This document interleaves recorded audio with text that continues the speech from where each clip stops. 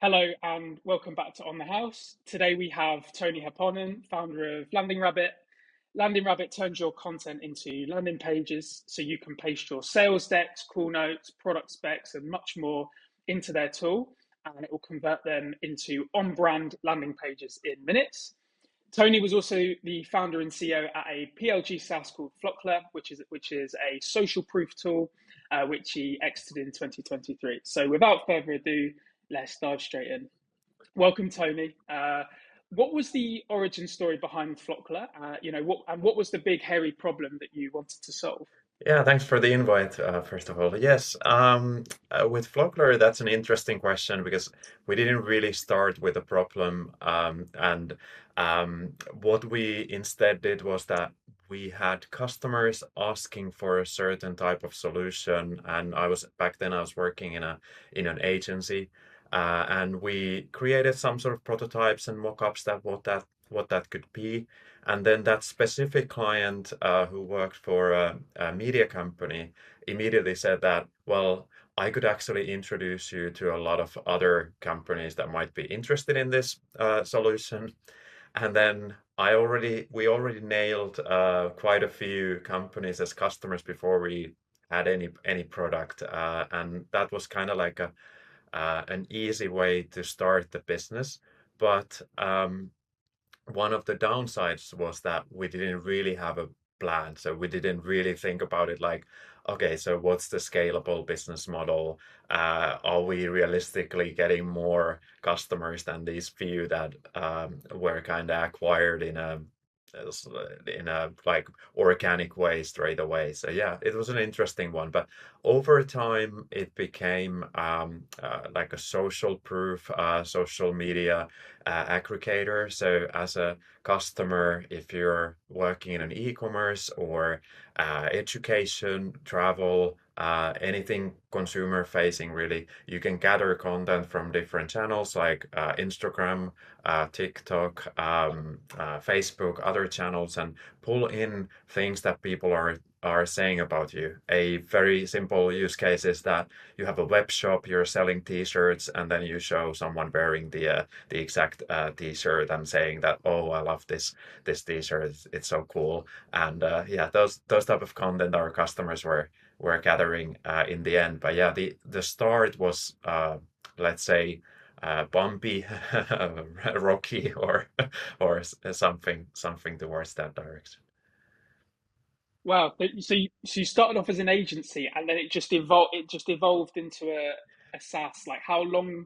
What was that kind of transition Yes. like? How did you do it? Yeah, so I was working in an agency, and then the founder of the agency, when we got those few clients for the project, he was like, should we start another business around this? There's obviously angel funding available if you have another business, not just an agency. And then I was back then in Finland. So in Finland, there's a lot of like government support available. If you want to start a new one, you get like 50K grant quite easily to get it started, and then some angel funding on top of that. And the founder of the agency was already involved in multiple businesses, and he saw the sort of the opportunity that let's create a product out of it. And it's like my accidental way of becoming an entrepreneur, and I'm ever since I'm an entrepreneur for 15 years or so. But it wasn't planned, nothing that we were like planning for months or having like discussions that let's build a product. But yeah, it was an unusual start, maybe a slightly unusual start. Wow. And then in terms of like marketing, did you have like a good base? Did you leverage the agency marketing channels to then market Flockler, or did you have to start again? Like, how did that work? Yeah, we started from scratch. We were basically a couple developers and me, and by the time I had worked for 1 year in that agency and mostly being like a project manager and like more like a tech slash the customers or somewhere in between that. So I didn't have any marketing background, any skills really. And then when Flockler started, sort of when we started growing it, we were very much sales-led organization. So we just did cold calls, emails, anything you can imagine to get your first customers. I almost straight after we started, I moved here in London, and I joined different accelerators and different startup ecosystem sort of like hubs where we were able to connect with brands and agencies in UK, and that was the sort of like the starting point. The actual marketing then followed later when the product become a bit more sort of like scalable and easier to buy from online. But the first few years we were very sort of like sales led organization. Cool, interesting. Because you're quite interesting because you're a big advocate of like product led, but you've done sales and speaking to customers, so you've kind of got a bit of both. How what was the so after a couple of years of sales led, and then you decided to go product led? Was that just for more scale reasons, or did you have like a couple of blogs that you were doing, that blog posts that were getting traffic, and how did that transition happen? Yeah, that like from the start, that was our dream that this will become a product-led company. But we need to go back to like 2010, 2011, and be realistic how many companies there were that were seriously product-led, that someone would actually buy them online. We just had that dream because we saw the first few companies like Basecamp and a couple of others that were saying that, okay, now with cloud starting to become a thing, you can actually sell internationally through internet, and it felt such a good opportunity that we wanted to go after that.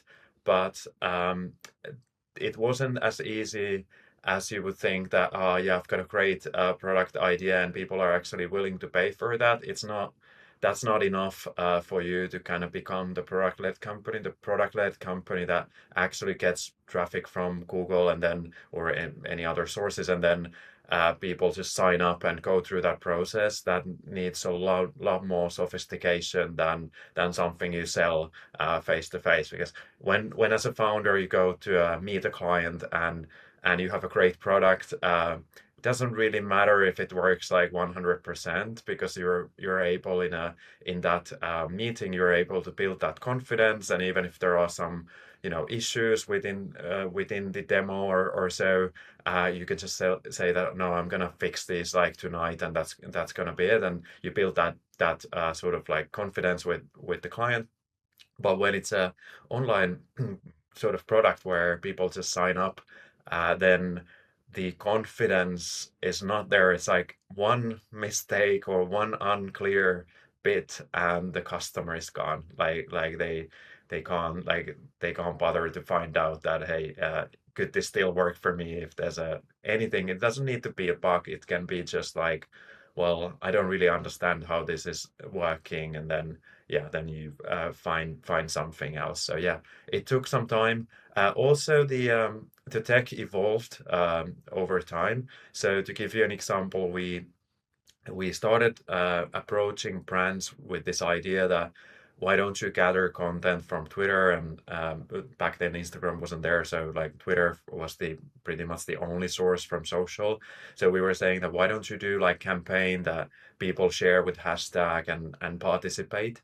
And some brands were into that. They liked it, but they didn't have a chance to actually embed anything on the website. So we had to help them to build those campaign pages. And over time, we became more like, okay, we're like agency slash technology products, because we're helping those customers. But then tech evolved, and it became like much more sort of regular and normal that a non-technical person can embed something, or at least they can ask someone to embed something, and that then opened the door for Flockler to become a self-serve, where someone just signs up, gets an embed code, added to the page, and they're good to go. But yeah, it took some time, and not everything was related to us. Some of it was more like how the market is evolving and how the tech is evolving.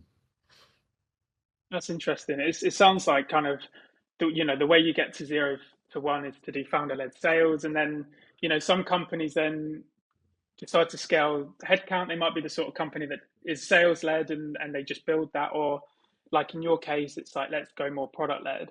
What would you say is the right way to become product-led without just stopping sales? Like, is there a rule with like marketing budget, like say 70% will carry on, you know building clients as we are, and then 30% is we'll be investing in blog posts and those things, and then as soon as product led starts to overtake, like how should companies go about transitioning?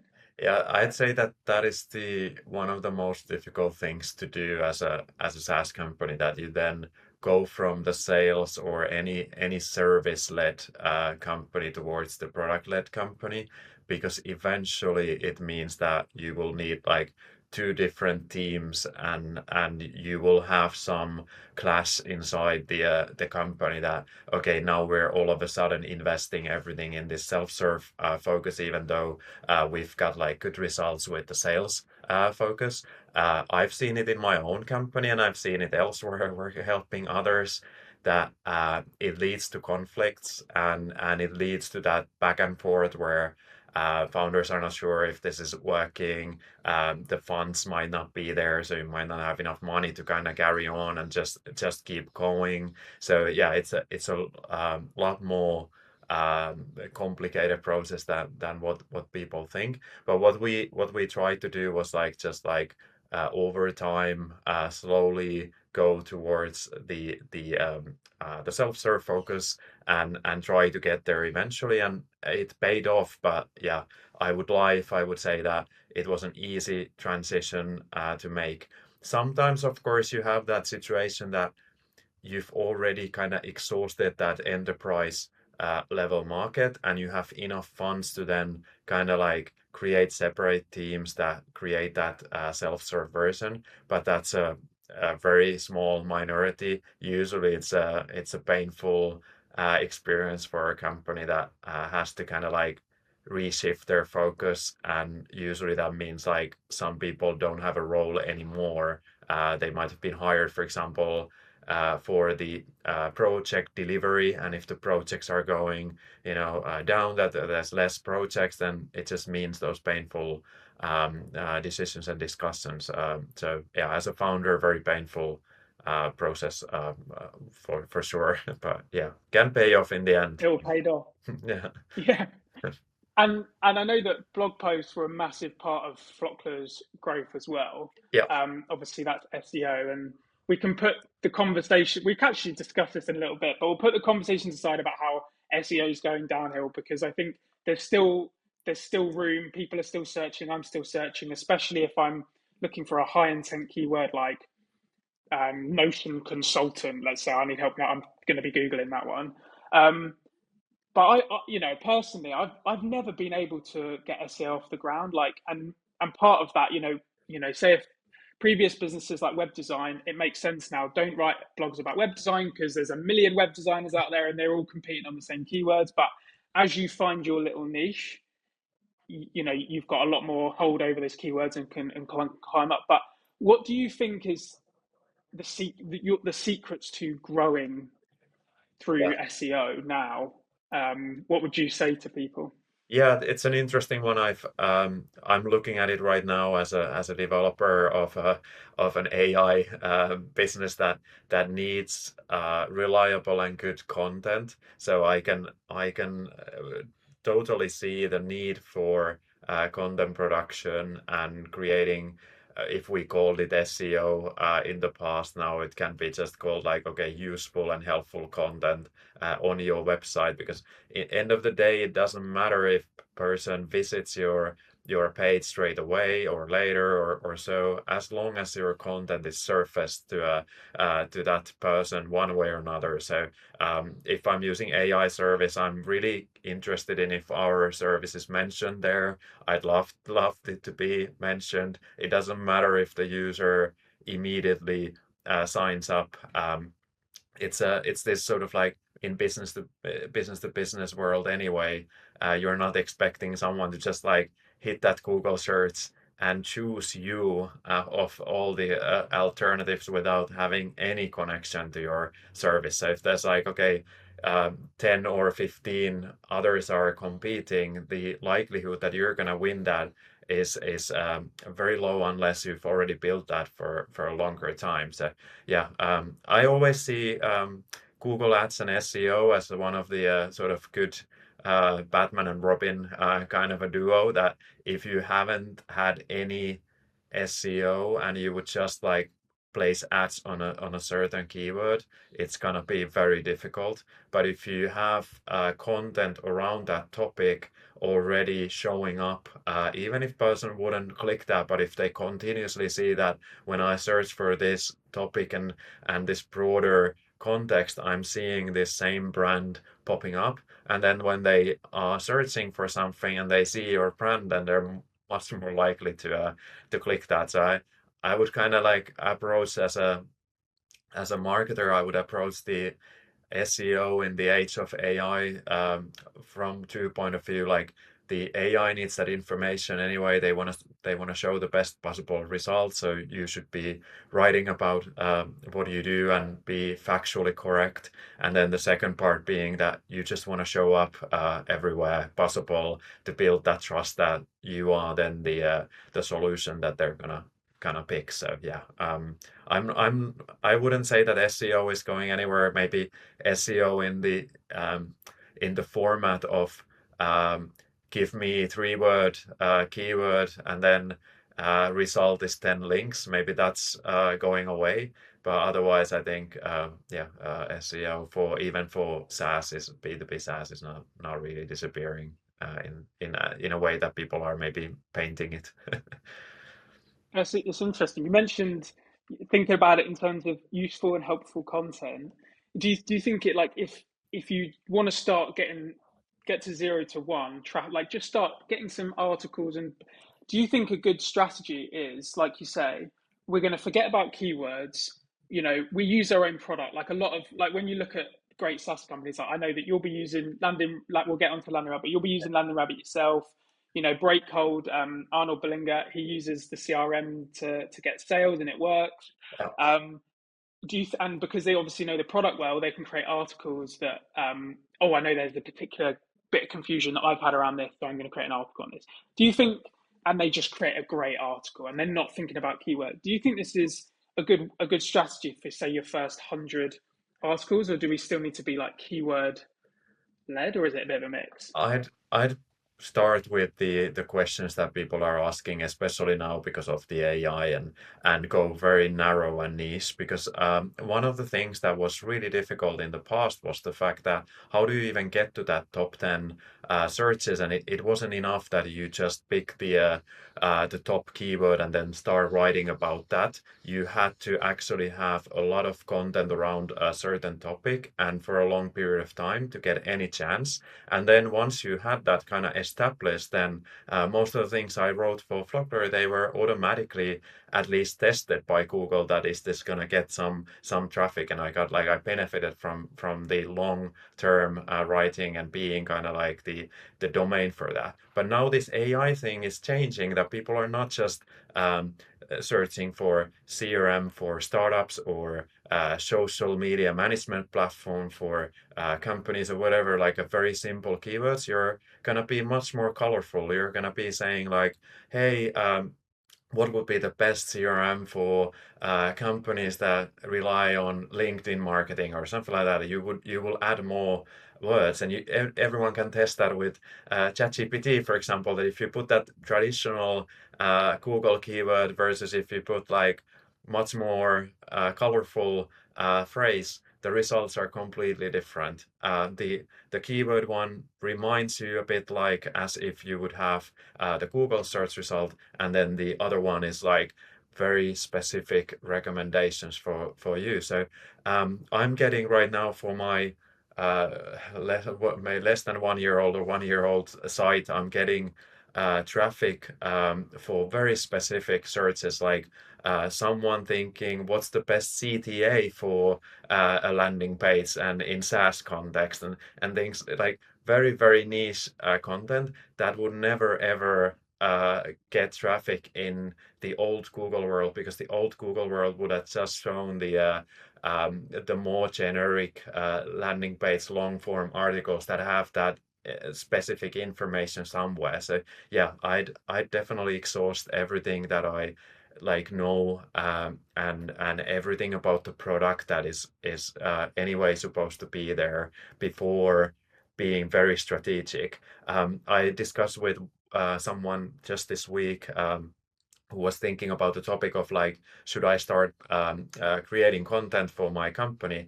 And I told him that you should definitely start with the like things that you know, and things that you know as an entrepreneur, instead of going very strategic, because that strategic play is only useful if you really know what you're doing and when you have like some sort of foundation.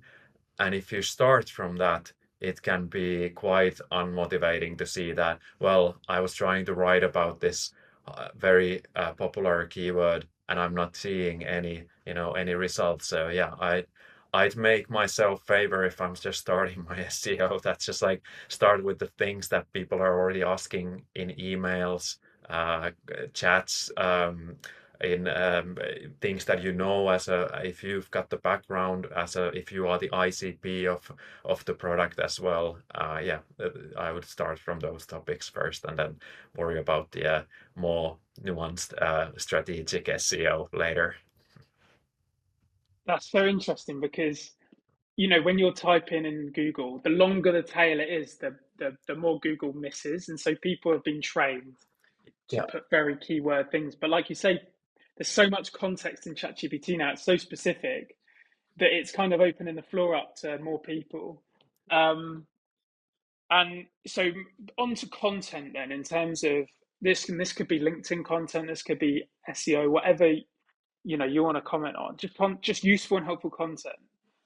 How do we separate ourselves now? I think of LinkedIn in terms of, um, we're understanding our customer better, we're hitting their pain points, we're making a better product, so we can talk about how that fits the pain point. We can get better testimonials, we can make better infographics, we can make more entertaining. There's so many different avenues you can go down. There's video, but how do you think people should separate themselves in terms of content? Oh, yeah, from others. Yeah, that's a great question. Like how to how to kind of stand out from the crowd in this, especially because of AI and making it so easy to write that's stuff. it. And I also think that um, part of the sort of like, it's harder to get people to trust your content because of the volume. They see so much content that is not authentic and doesn't really have any unique insights behind that. um i'm I'm sort of like, because I've been always running small companies, and I'm now running two-person companies, the only guy trying to do some sales and marketing in this one.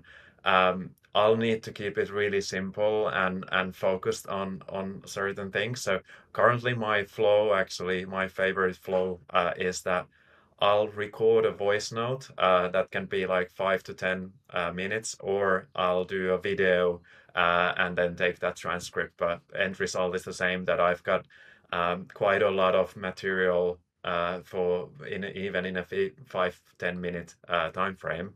And then I'll take that content and ask AI not to write content for me, but structure it in logical pieces, so it makes some changes, but not really. It keeps everything that I said, but restructures it, that if I was talking about 5 points, and then I added 6 point like maybe a couple minutes later after rambling something else, then it knows how to structure that. And that piece of content is great for, like first creating a blog post. You can write that either yourself or use AI to help you write it a bit.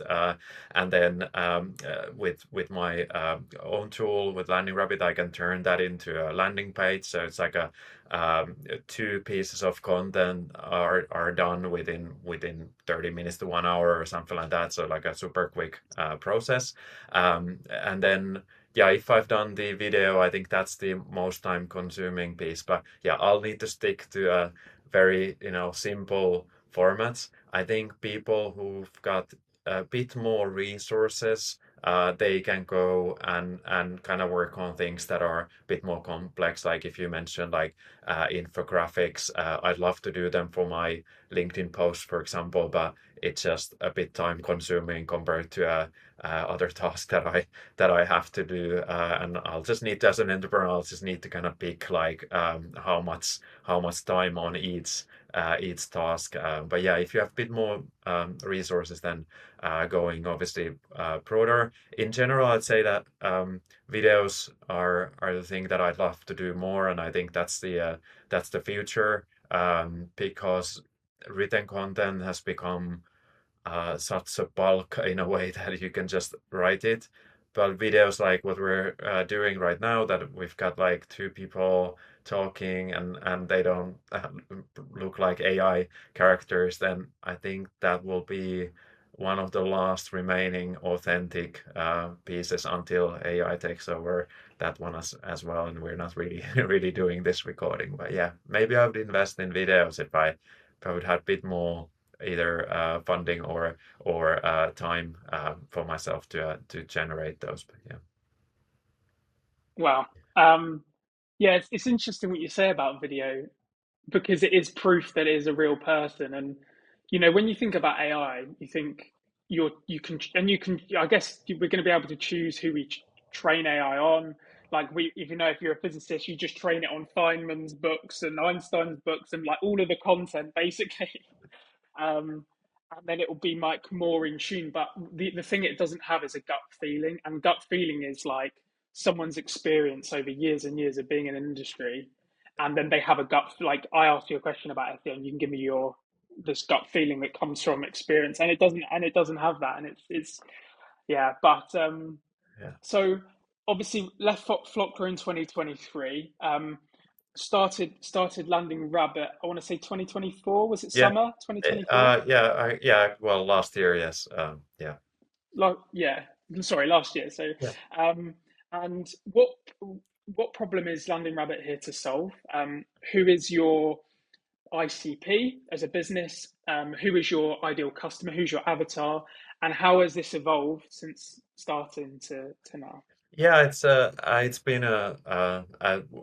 what all the startups basically experience, that when they research the problem, then most likely the ICP is gonna change on the way from research to actual building the product. We haven't done any major pivot in terms of like, oh, now it's the completely different product or different people, but we originally started from my experiences with Flockler and creating so many landing pages that were related to those blog posts and Google Ads and everywhere where we were distributing them.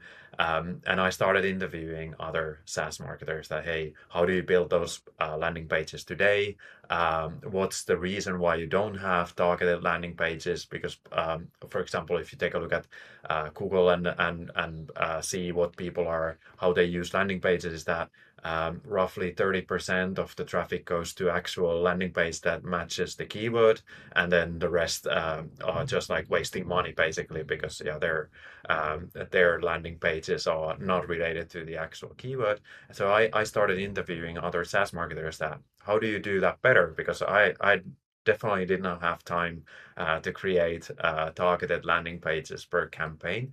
And interestingly enough, everyone was describing pretty much the same process, that they start with the content, they create some content, and then depending on the company, they either have templates that they've created on Webflow or WordPress, or they work with a designer who designs the page, and someone then implements, depending on the kind of the tools and the process, what makes sense. And uh, everyone had the same issues, that it's, if you're a marketer, you're most likely quite content oriented, not necessarily the best designer. And then the designer is like, well, I can design anything you want, but you just need to give me the content. And then the developer is obviously the one that is like struggling with all of them, because they need to kind of like, okay, now they want this and now they want that, and so forth. So pretty much the same process with everyone. And then I started thinking that maybe there's a better way, like maybe there are alternative ways of solving this problem. And we started with the marketers, and then built the over the last autumn, we actually started developing something. And then in March this year, we shared sort of like the very early version with beta customers to get more feedback, that where are we going. And this beta period has been super valuable, because we've learned that yes, marketers struggle with this issue, but there are other groups that are maybe struggling a bit more. So for example, in agencies, if you're helping other companies, other B2B businesses, if you're helping them to create landing pages and websites, then you might struggle, because you can't get those landing pages published on your customer site. They never get there. You give them like, hey, here's the content, what we would like to see on the page, and then you just wait. And that means that the marketing agency can't get their results. Their Google Ads campaigns are not working as they like to. So they have incentive to kind of like drive those SaaS companies that, hey, here's the page for you. Let's get it live. And then another interesting target group, which at the start I kind of pushed that away. It was founders like me, who are in a small-ish companies, don't have much resources. Websites are always out of date. The latest features are never there. There's no landing pages. There's just home page. People that are exactly like me, and then um, that's where we get the best feedback. Really, that the busy founders they have slide decks, they have like they do sales calls, they have the knowledge, the insights in their head. They know exactly what to sell to a customer, but they don't have the time and skills and resources to actually build those pages. So yeah, focus has changed slightly, but we're still a marketing and SaaS page platform. Wow. The the the it's really interesting what you say, because the one thing that I've learned now is, obviously, we're not a web design business anymore, but when I was doing web design, you were caught in this trap, because people would say to you, stop spending so long on your website because you need to be doing marketing, speaking to customers. But when you make websites, you need to break that rule, because you need to do. And so you've got to spend so much time doing things you're like, should I really be doing this? But what I've learned since kind of we're in the more kind of content realm now, and is you want to start with like a simple landing page with like a basic template. and and I'll be interested, there's a couple of things here, but I'll be interested to hear what you think. But my view is I should regularly, once a week, go back to the copy and update the copy, because it helps with me to understand things better. But I'm changing it because of conversations that I've had, not through my own hypotheses. But then I go and speak to some more people, go back. But the design's not changing. And then when you get to a place where you've got stability and things are growing and you've got the right angle, that's when you can say, okay, Mr. Web Designer Developer, I'll get you in. So it sounds like for you, when you're with speaking to other founders, they can benefit from, we just need the landing page and we need to just add more landing page. And it doesn't really matter how it looks. I know you have some design stuff, Yeah. Whereas when you're dealing with like larger agencies or larger businesses, it's more of like an internal tool to agree on how things should look fast, that it's easier for the marketer, easier for the designer and developer, and then they can create the really fancy looking stuff that fits.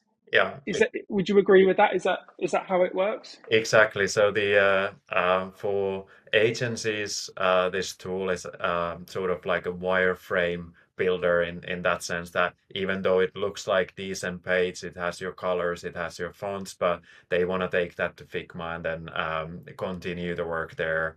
But it helps them to get the approvals for the content and the sort of like the structure that okay, hero features, benefits, whatever is on the page, is the language right, and the design that we create is sort of like a realistic and good enough for a founder, but it's not good enough in terms of like bigger organizations who might have like very specific elements on their website already or very nicely done design, and AI just can't generate, and it can't tell that when should I use that nice design and when should I have like a bit more generic page, because that's also something to remember that not the landing pages are not usually similar to a home page where you might have like a bit more style and your home page might be quite static. You're not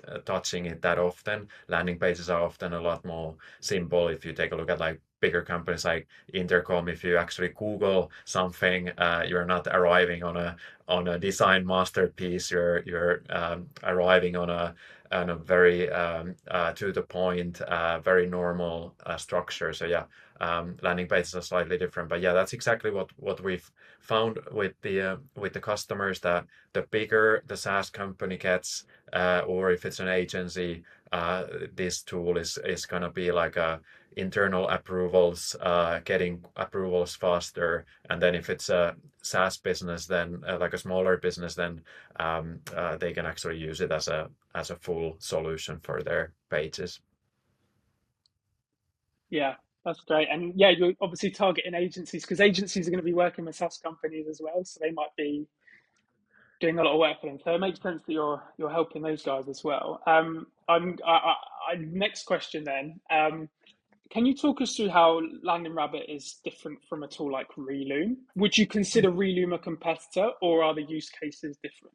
Yeah, use case is slightly different. So Reloom, I've found already long time ago before I started this business, and I really like the product because it's just like such an easy way for designers and others to kind of like show what they are thinking and what the structure could be and what the page could be. And I think it works best in the scenario when you're building something completely new or revamping fully the website, and you want to kind of like okay, let's just like create a completely different design and maybe even the story, but it's very design led tool, whereas we start from the fact that okay, you most likely have a website already. Let's reuse those styles, those components, and then what you as a customer bring into table is like insights and knowledge. What do you want to create, or what you're doing right now? Like our dream is that when tech companies get new code live and they use GitHub to do that. Most companies have GitHub account, and they when the new code goes live, our dream is that we actually take a look what's in that code. Is it significant change? And if it's significant, we will then help you generate the content and so forth. So we're like all from like insights and content, whereas Relume is for the use case of like let's build something like design wise something new for you. But yeah, I love the product. Yeah, such a cool thing what they've built. But yeah, very different use case and approach, I think. Yeah. Yeah, you're. I think one of the big things about you guys are people can give you content, and there's so many different inputs. Like you say, there's you mentioned before the call about video, for example. Someone can upload a video, and we're just editing, we're just creating some videos. We filmed content, we filmed videos, we've edited it, and there's so much more involved because the editor can edit it, but they don't understand the context. So it's just a bunch of random quotes in a video, and then the person that understands the business can go, actually, okay, I want the hook to be this because that's the problem. Then he's going to do a quick intro, then the problem continued, then the solution, then who we help, and then a bit more information about how the tool works. And that uploaded to your tool is kind of similar to a landing page because you've got like the hook, you've got the problem, the solution, maybe the benefits. So, but there's so many different sources, and Relium doesn't have that, and that's where you guys really have your edges.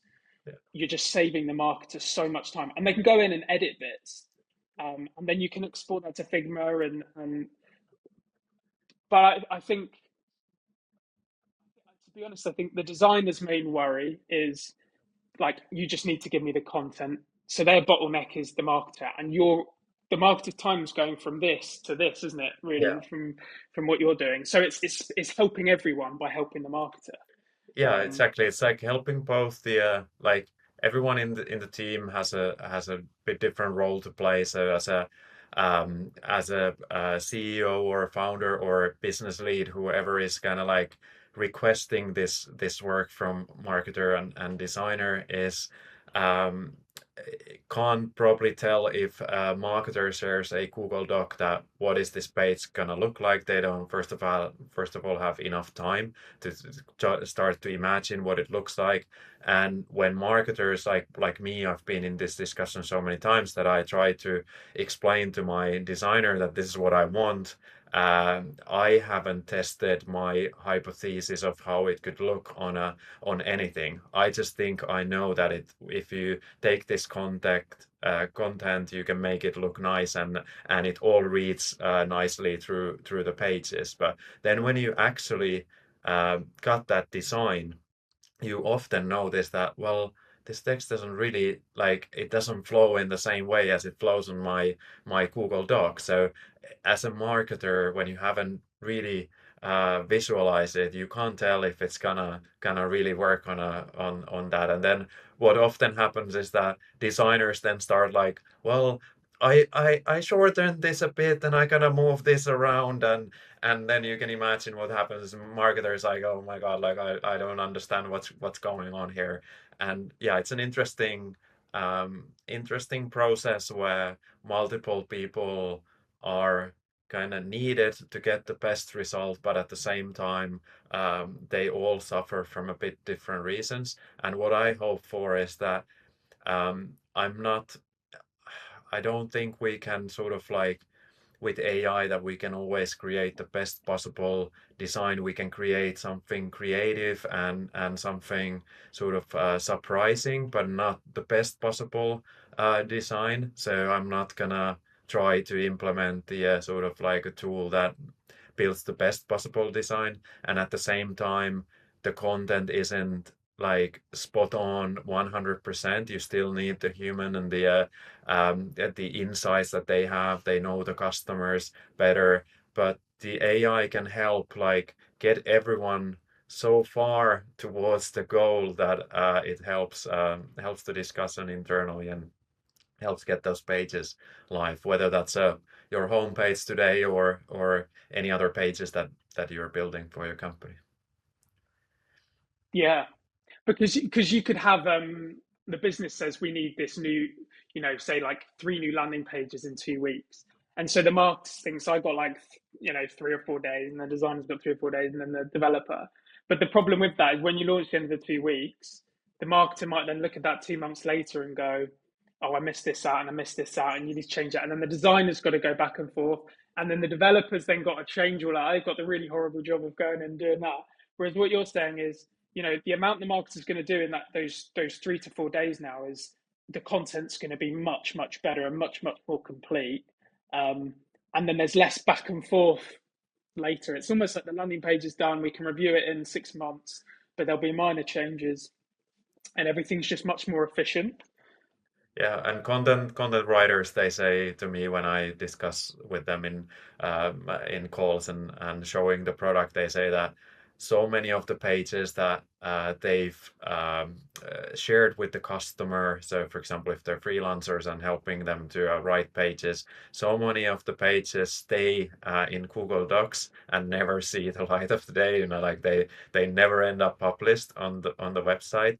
And the tool that I'm creating, the goal is that less pages would just like be like in this ever continuing limbo where they never get published. So I hope I can change that for not only for internal teams, but a lot of our customers today using the product are like agencies, freelancers, people who are helping teams, and if it's difficult internally to kind of like push others that, hey, designer, could you now work on that thing that we were supposed to do, and then, hey, developer, could you help me with that webflow page because I don't really know how to get it done. Then if it's hard internally, then it's super hard from the external point of view, who's just trying to send emails and Slack messages that, hey guys, have you had a chance to take a look at this, and what are your thoughts and so forth. So yeah, I'm hoping to, if not fix that in 100%, but help everyone involved. Could you give us a quick demo, Tony? Yeah, let's do that. I'll share my screen. So just a second. Awesome. So yeah, Landing Rabbit is super simple product in like from for the user. So as a user, Landing Rabbit will ask you that what would you like to turn into a landing page today, and then you can add anything you have. That can be a Google document, or it can be a PDF that you have, or a slide deck, even a sales call transcript if you're discussing with someone and that sales call includes some insights. Those can be useful content. In this demo, I'm going to use Asana as my example. So what I've done before, and when I created the account, I gave Asana's URL. And then what Landing Rabbit does when you give your URL as a customer, as a SaaS or tech company, we will take a look at, first of all, what you do as a company, and then also what is your brand like. So here we can see that Asana has this pink color at the top, and they also use some blue on the page, otherwise quite a bit of white. And then the sort of CTA section at the bottom is sort of like striking color or so. Um, the we're not gonna try to copy the whole layout. That doesn't make any sense because home pages are quite different to landing pages, and also AI can't really tell if this is a good decision, or what was the actual thinking behind. But what it can do with a bit of normal coding, not just AI, is it can detect what are the fonts colors, what's the sort of like the brand look and feel. And that's what we do when you sign up and add your account. And then after that, all you need to do is to either give like a topic or more content. I'm just gonna use goal management tool for teachers. So you can, for example, give a very specific topic, and obviously I could now continue that why teachers are using a tool like Asana, things that I've discussed with them. Yeah, you can add as much content as you want, but I'm just gonna go with the simple goal management tool for teachers. So, Then sorry to interrupt you, Tony. The screen's oh, just frozen. Are you back yes. on? Oh, there we Yes. go. Cool. Perfect. Yes. So yeah, I just yeah, sorry about that. I gave the keyword for the goal management tool for teachers, and then what Landing Rabbit does in the background is that it tries to analyze that. What do you mean? So you can imagine that if I would have given like a blog post or something, it would take some time to understand. Now that I have the very simple keyword here saying goal management tool for teachers, I want to build something that I'll share with education clients. It will say here that great choice. Let's create a job role page, goal management tool for a teacher. Does that sound good? That's exactly what I wanted, but I can also continue the chat with Landing Rabbit. And then the next piece is that before we jump into creating a page for you and showing what content we think is right, we give you an opportunity to plan the page a bit with AI. So soon you're gonna see a screen where we have like who's the customer, what are the alternatives, what's the problem, what's the solution that you're serving, what are the benefits and features. And the point of that plan is that AI is pretty good at analyzing like, okay, what does Asana do?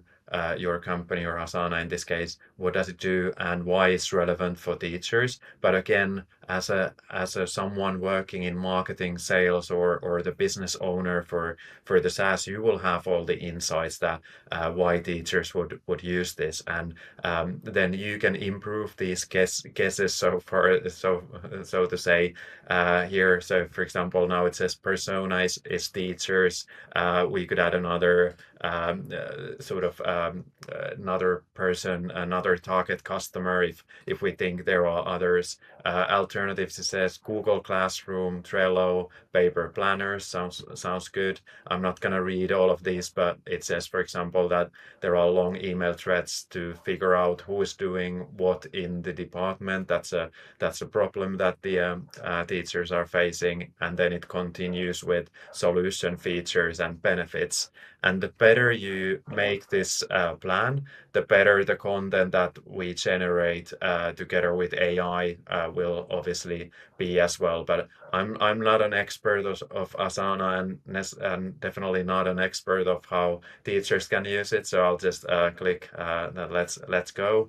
And this is the last step. So basically you'll get on the left hand side, you'll get a Notion-like editor where you can type text like you do in Notion. And then on the right hand side, you can see the ready built page. So here on the right, you can scroll through and you can see that we've taken some of the colors. So we've got the right footer here. We've got some blue like they have on the page. And then we've got the hero with the pink color, the right fonts and so forth. And as a marketer, the page is like, okay, it looks realistic.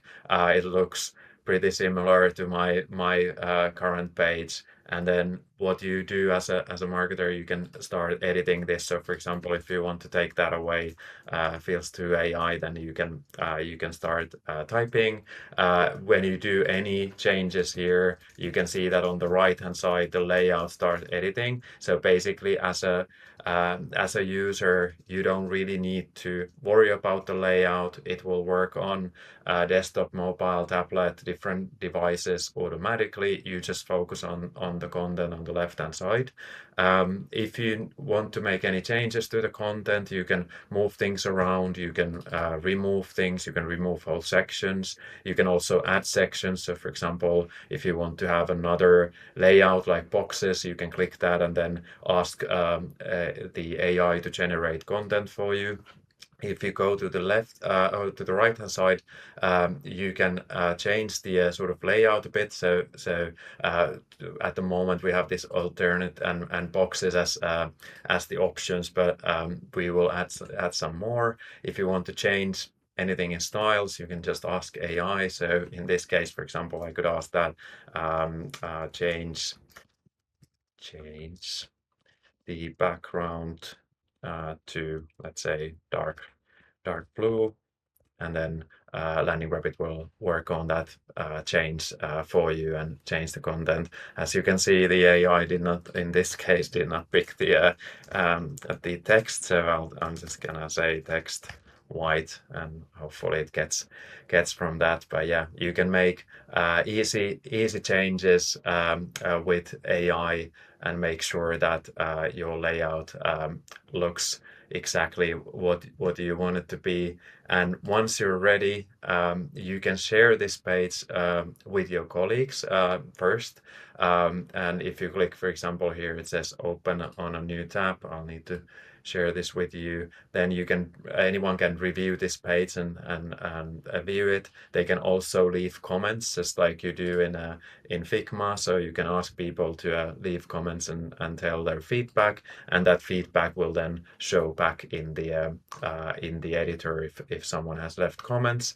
And then when everything is sorted with your team, we're ready. You can then share that as an image. We've got HTML files, so if someone's got a custom website, you can use those. And then we've got integration with Webflow, which is like a one-click thing that you can publish that page on any existing Webflow site. We're working on WordPress and Figma, and then you can also publish this on any of the low-code or no-code tools like Lovable or so, and those tools will then help you to generate the page based on image, for example, or based on a prompt. But yeah, that's roughly it. So sort of like a very different approach to content management and how you create pages. It starts from the insights that you have, and then AI will help you through the process to have the best possible sort of text structure and then at least decent design to share with your team. Wow, yeah, I think the thing that impresses me most is actually the obviously they've got the URL, so you put in all of the different colors and the styles, but other things as well, and then but it's like and then you've obviously got what type of page you want. And I think it's all those boxes. I was having a look at like the features and benefits, and the benefits language was so like atomic. Like when I write benefits for like, it's like atomic, no duplication, like and I was watching them like these are very relevant, they're very specific. But so it looked like it did a really good job of doing that. But then for the marketer as well, you're not saying that they just outsource their brain to AI, because no one should. Like a doctor can use AI, but they can't outsource their brain to it. Yeah. But it's just like they're going to be able to like this then helps with messaging. We've got a messaging doc, we update that then impacts sales. Like there's a lot of wider benefits, but it seems like it's doing a really good job of Yeah, it's a like actually a capturing the right info. yeah, correct. And I've got like for my personal, like when I'm creating websites or landing pages for my for Landing Rabbit, I'd say that the version that it writes is somewhere like 70 to 80% right, if I have the right input already. So if I feel like given it context, and context can be, for example, a blog post that I already wrote about the same topic, or if I leave a voice note, which you can do as well, things like that, they will then help the AI to generate content. And the if I would compare it with the process of me writing from scratch, I'm not sure if I would actually be able to generate the same quality, because often I would just like quickly just copy and paste an old template and maybe change a word or two there, but it wouldn't really be targeting that specific use case and that specific persona. So like I think the wider benefit is that it gives you such a good starting point, very focused on that certain pain point or a certain customer, and it's really hard to replicate if you need to write everything from scratch, and most companies won't ever have that time available. So yeah, really fastens the sort of the content creation process and the getting approvals from others, and yeah, having feedback before you actually launch the page. Yeah, and like you say, it, Reloom's a design tool, Mm. whereas for you guys, it's like the purpose. Like even with layouts, like the purpose isn't to have like loads of different layouts. That's not the point of the tool. Yeah. The point of the tool is to be able to share that quickly with the people in your organization. Have we captured the right like order, the right points? Is there anything missing? And then we give that to the designer, and they're going to be. And also, you don't want to be too clever with the design on your side, because that then distracts from that's the designer's job. They just want to make sure that the content's good. So yeah, it's really about taking information from loads of different sources that a marketer's previously would have been a massive headache. They can put it in with a really good prompt. They can get a really good page. They can then tweak that page and they can sign it off and send it to the designer. And it's just you've just helped the marketer. Yeah. Time, headache, stress. And also like from like designers point of view, I I work with designers all the time, and I know a lot of designers.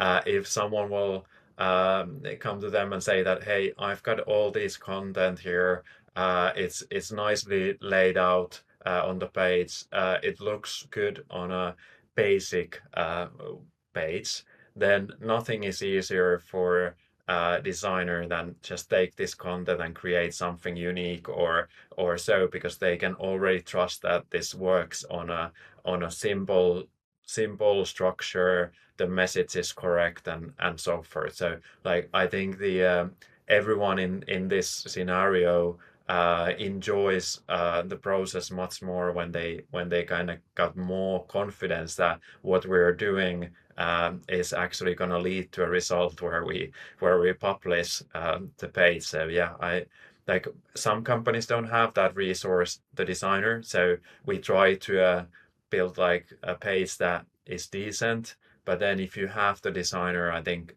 they're going to be super happy working with something that they trust that this content is going to be roughly the right, and the structure of the page is already agreed with the business leaders before the design and development work starts.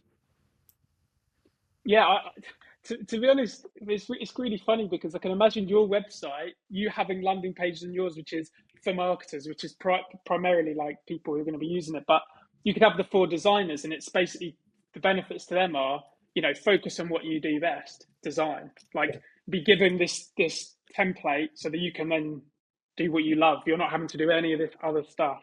Yeah. So yeah, it's benefits to multiple people. But yeah, thank you for the demo. It's just been super awesome to see it in action.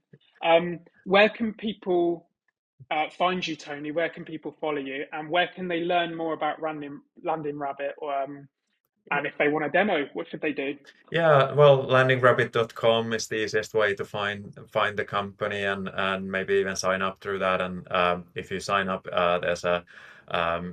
there's a booking form for a call as well. So that's an very easy way to get a call organized with me. But I think the best way if you want to reach out to me is to through LinkedIn. I'm there every day, posting, commenting, and hustling as much as I can. So yeah, those are the two sources where to find me the best.